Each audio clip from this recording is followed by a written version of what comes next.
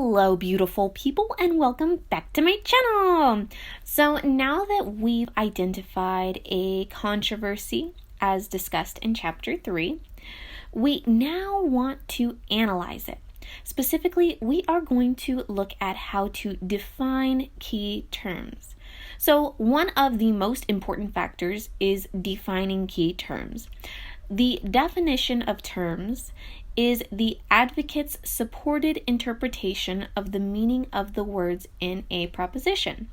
Remember, when you or your group get your proposition, you not only need to work with each other in rephrasing and defining keywords, but it's also imperative that the opposing party is in agreement with changes to the proposition, and both parties have definitive definitions for key terms, and this is just in relationship to research, just making sure that you all are researching the same thing in a sense, and you're talking about the same thing in a sense. So additionally, it's important to identify and define associated terms that are not necessarily in the proposition itself. Usually these terms arise during the preliminary research portion of your debate. So any words that you see reappearing during your research, you'll probably want to define and reach out to the opposing side to kind of follow up with them and minimize any discrepancies before the actual debate takes place. So while analyzing the problem, advocates must carefully consider all possible definitions of all the terms, again, just so that we are all on the same playing field and we all understand what we're talking about. And also for the audience, of course, so that there's no confusion there. You can use a number of methods to help define terms. These are honestly, all of them are outlined on pages 63 through 67, but I'm just going to kind of give you a brief breakdown here for you and provide some examples for some of the ones that I think might be lacking in regards to examples within the text. So first, we have examples. Second, we're going to talk about common usage. Third, authority. Fourth, operation. Fifth, negotiation. Sixth, comparing and contrasting. Seventh, derivation. I believe I'm pronouncing that correctly. And last but certainly not least, eighth, we have combination of methods. We do actually define terms at the beginning of our debates. So as we go through each of these, think about the most effective way to define key terms for you all. So first, let's look at examples. Through the use of examples, we can illustrate a general idea. You can look at a related incident or a narrative to define a term, but also relate it to your audience. Second, we want to look at common usage. Now, with common usage, it's important to have a decent knowledge of who's in your audience, language that they're familiar with, of course, and the connotative nature of specific words. When it comes to common usage, terms must be commonly understood across various demographics, such as gender, age, culture.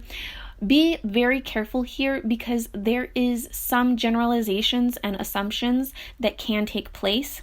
One person's common usage may not be the same as another individual's common usage for many reasons, right? We all come from different backgrounds, we all have different experiences, so just be mindful of that.